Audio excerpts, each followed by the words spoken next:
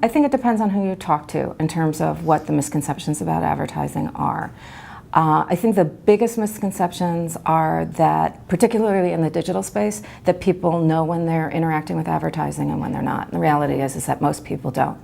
The current statistics are that only 17 to 18% of people know when they're interacting with native advertising. And native advertising is advertising that is created to be indigenous to the site in which it exists. So if you're on your Facebook feed and you see an ad in the middle and it says, you know, Susie Brown recommends that you read this article, right? That's a form of native advertising, but most people don't recognize it as such. And it's not just, you know, older folks or, you know, people who are baby boomers, but millennials and even digital natives. There was a recent study that was done by Stanford, and they asked middle school kids if they recognized advertising, and 17% recognized it as advertising, and that was it.